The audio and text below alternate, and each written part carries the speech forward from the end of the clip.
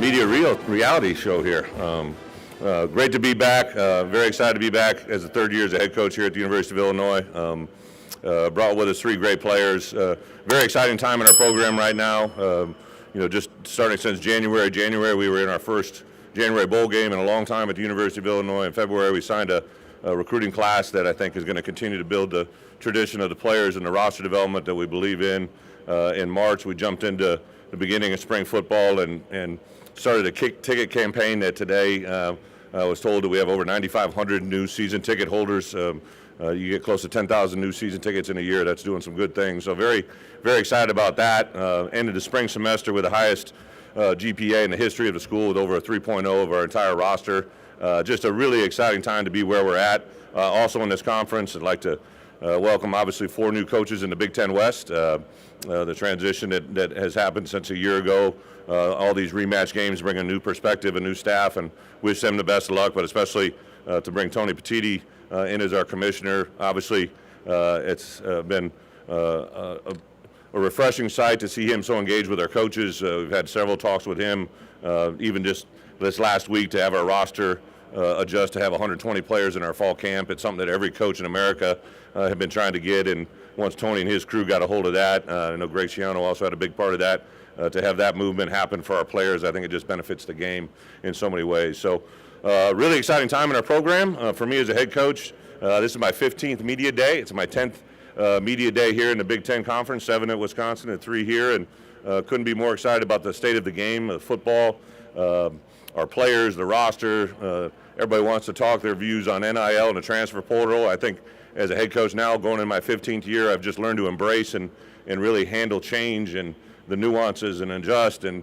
you can't complain. I always say this as a coach, right? On game day, you just give me the rules and who we're going to play, and I'll play the game, right? And kind of take that same approach now, how we run our program and what we do, and it's a very exciting time that staff, as a staff, obviously lost a coordinator last year who went in our conference, Ryan, and wish him all the best in that, but that brought an opportunity to have transition on my staff, and I believe now my sixth coach that's worked for me that's become a head coach. But with my staff I currently have, there's 5 new coaches that are in new roles. Aaron Henry, who was my DB coach a year ago, has now transitioned to our coordinator, and then I brought 4 new coaches into our program who have been just a home run so far. We haven't won a game yet, but I love what I've seen in them and the development of our players, the faith in our program, and the recruiting cycle. So a lot of things to get excited about, but I'm really excited to answer questions for 7 minutes because those media guys took a lot of my time, which I'm not disappointed in. So right. Open it up for questions. Just a reminder, get your hand up. We'll get you the mic. Down here.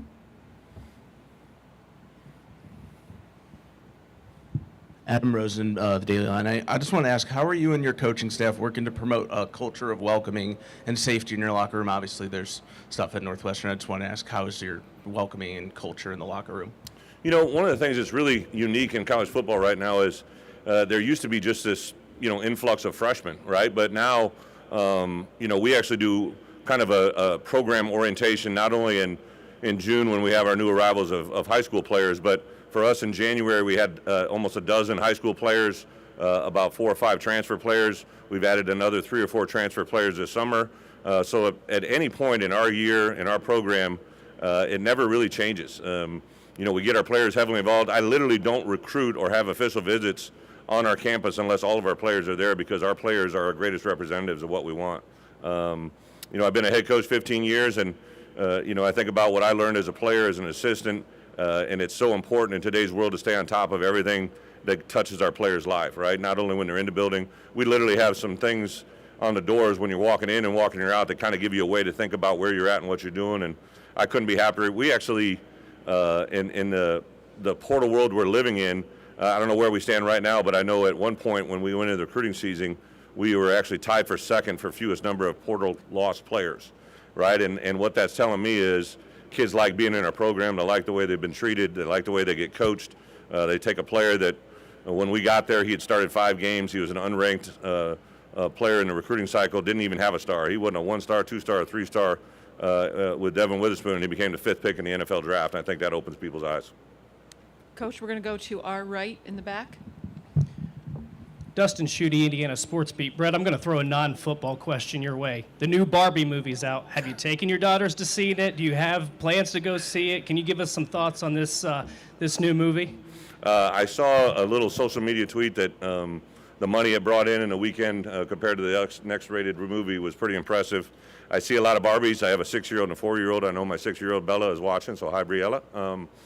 I bought a lot of Barbies. We had a Tooth Fairy show up the other day.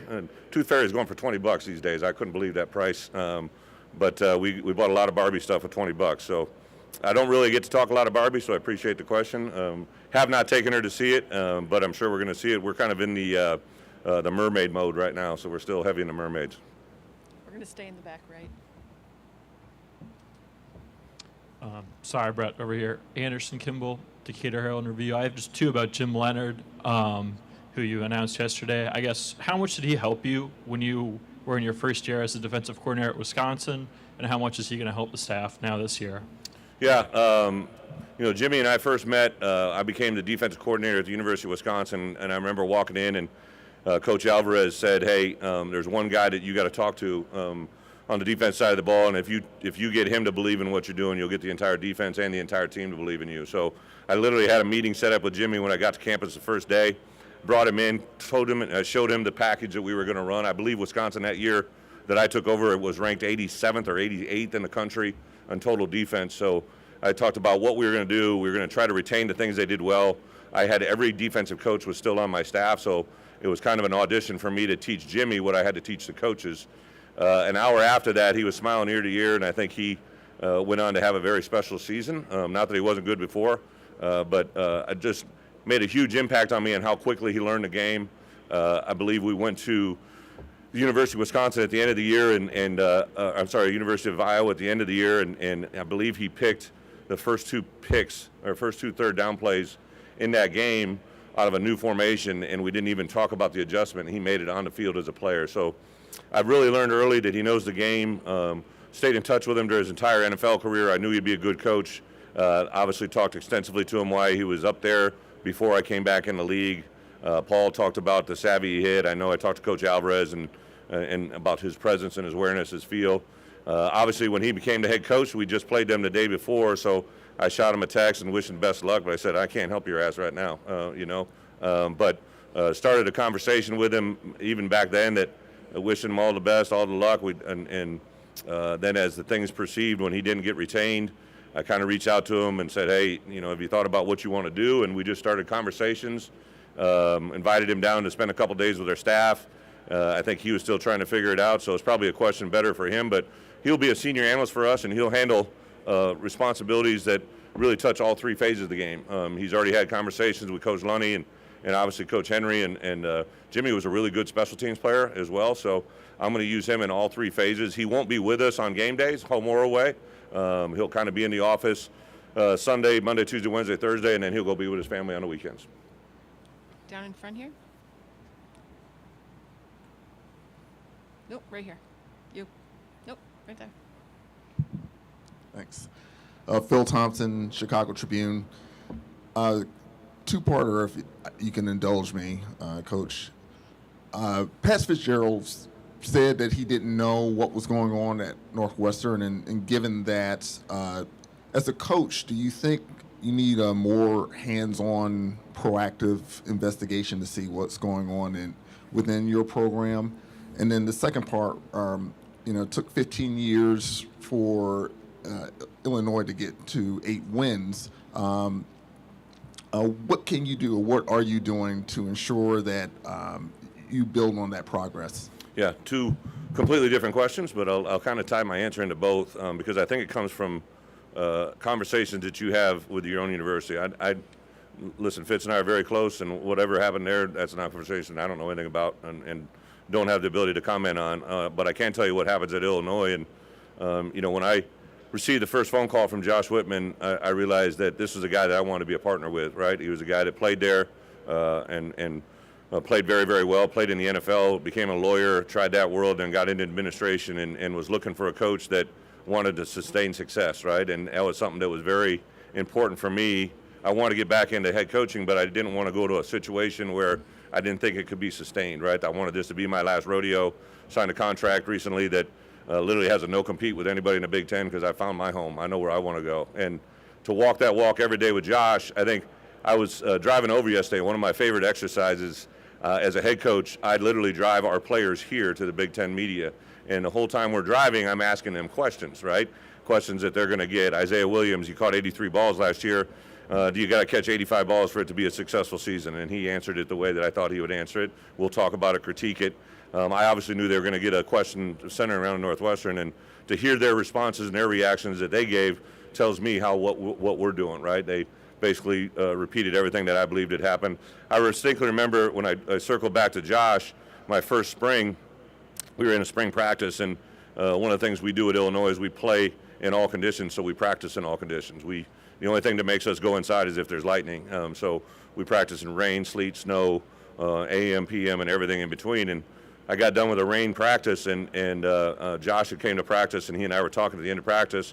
It's probably about a half hour after we were done with practice, and I looked around. He and I were the only two on the field in a rain, standing by ourselves. And at that point, I'm like, if an AD is going to stand outside and talk to me in the rain a half hour after practice, I knew that this was a guy that cares about our program. Josh is in our building every day, for the most part, year-round. A lot of the times, 2 or 3 times a week. I'm in the building every day, our coaches. So I don't really worry about what's happening in our building. I don't ever mention the word culture. I just never have. I'm not a guy that think it's a buzzword that it just isn't something that's ever set well with me. But I talk about what we do to have a season like we just had and the talent that we have returning and to have the highest GPA in school history. It tells me we're doing a lot of good things. We'll go over here for the final question.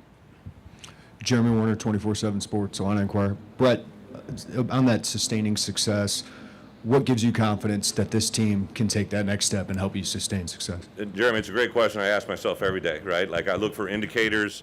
I think the guys that are around me, the people that are around me know that when we were here a year ago, I wasn't going to put a prediction on how many wins we're going to have, but I was pretty sure we we're going to be a bowl team. I knew that we had a good football team that was going to grow and build. I look for indicators of how our guys carry themselves off the field. I look for indicators on how they adapt and adjust to new players. When I was riding over those 3 guys yesterday, I kind of was asking them questions about players that I haven't seen, right, that only they've seen. And just to hear them say what they said with the intelligence that they did, it tells me that our best players are observant of what's going on around them. These 3 guys we brought over could have easily been 3 draft picks last year in a class that was highly talented, but they came back to make a better opportunity for themselves in our football program. And we got a lot of unfinished business. Last year we were a 8-5 team, but it broke up into a 7-1 team and a 1-4 team.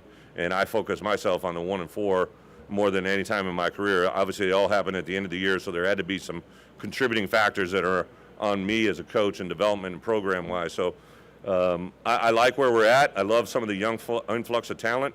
For me as a head coach, this is my 15th year, as I said earlier, but I've never felt more engaged with our roster, the way that they're being developed, the way they're being coached, and the way that they react to our coaches is pretty cool. All right, thank you, Coach. Thank you very Best much. of luck this ILL. season.